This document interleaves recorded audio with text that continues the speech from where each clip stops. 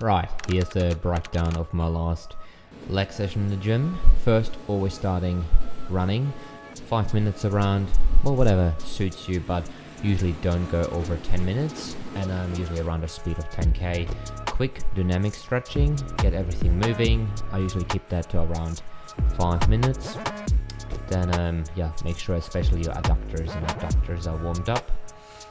They'll really help to lessen the impact of heavy weights on your joints. So that's really important when we're talking about sustainability of your training, and you know, we want to keep going to the gym when we're 50 years old.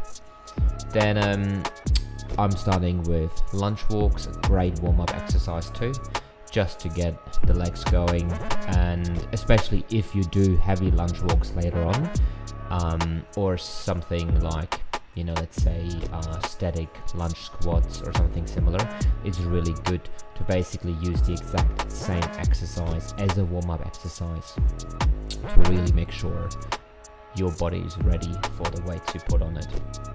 Now, I'm especially working with my first exercise, the quads, the front part. So this may be like counterintuitive for you, but if you do squats or something, like your glutes actually and hamstrings doing a lot of the work, right? But when you pull a sledge backwards, oh my god, the impact on your quads, like you never experience a similar like crazy quad burn, and they get so pumped up than doing backward slide, like pulling the slide. So I'm usually attaching a TRX. They cut some short ones in the gym, so it's really handy, and then just attach them on both sides so you actually don't have to swap around, push around the sled. I just gotta walk around and then grab the other TRX and keep pulling. So I usually do 4 like up and downs, 4 routes. I think it's around 50 meters or something, so 4 times down. And it doesn't matter if you become slow, you know, in your last round, you just keep going and really trying to finish, you know, the goal you set yourself. And then you see me, I'm dying, and I usually then have a 2-minute rest. So that's quite important to just really make sure you're you know, completely rested before you then start the next set. I usually have my pre-workout during the training, so I kind of like just keep drinking something quite motivating, nice, but also just keep a constant flow of supply of you know, amino acids, creatine, and yeah, beta-alanine. So that's also really helpful to keep, you know, pushing 120% during the training session. Yeah, and then this is really an exercise where you can go to total muscle fatigue. It's definitely not a high risk of injury. It's not technically difficult like, let's say, a squat or a deadlift. There's a lot more technical difficulty, so I usually wouldn't go to total fatigue doing these exercises, but this one, great for it. Now, second exercise, step up lunge. So I'm doing that with weights, with plates, just because I was too lazy to get dumbbells, but basically same thing. And you see, when I step back, I actually bend my knee that I step back, so I go quite deep, so get a really good stretch on the glutes. Now we're finishing it up with a superset, starting with pulse squats. You either can just only do pulse squats, or you know, hold onto dumbbells, or you do it the way I do. It works quite well.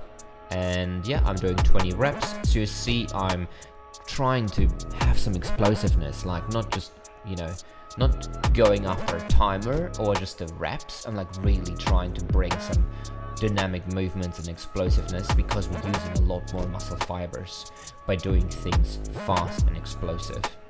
And now this one is more a functional exercise, not really like a growing the muscle exercise. The knees over toes is really good for your knee health and to strengthen your ligaments and the health of your knee joints. And so kind of like it is prepared for if something, you know, you fall down the stairs, let's say, and you land at an angle that is similar to this one, you're less likely, your knee is basically stronger and less likely to then get injured. So yeah, so it's not a hypertrophy exercise, it's more a functional training exercise. That was it. I hope you enjoyed the explanation, the leg session. If you want to really get your training to the next level, check out my coaching at manoxtrain.com, so you can just see on the website there's a lot more information. So it's all, you know, like, I believe in efficient training and with a low risk of injury. That's just really important for me, and I don't want to waste my time. So I'm really prioritizing hypertrophy exercises, compound exercises, free weight exercises, but then also think we should get the most out of our training, so don't waste any time. But also, we don't want to get injured. Like, I want to train when I'm old, and life sucks when I'm injured. So these two things are just essential for me, and I feel like essential for all of my clients too. So that's why I advocate for, you know, hypertrophy focused exercises, no time wasting, but also really make sure we don't get injured when we train. So we do it the right way. We don't go, you know, do box jumps to muscle fatigue. That's just silly.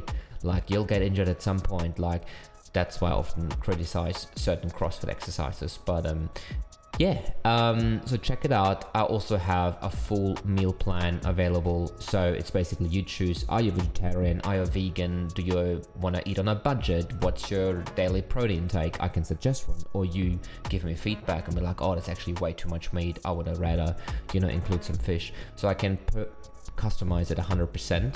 And yeah, so you have like a meal plan for every day, like the recipes, shopping list, everything you need, and also everything customized to what is your goal. Do you want to lose weight? Do you want to you know, gain muscles? Do you want to gain lean muscles?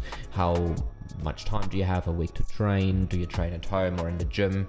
So yeah, and I got a nutritionist writing the meal plans, because although I know a lot about nutrition and diet, I got a master in sports science, and I was an officer in the military, and obviously always train clients, but I'm not a, how to say, I don't have a university qualification in nutrition, so I leave that to the experts.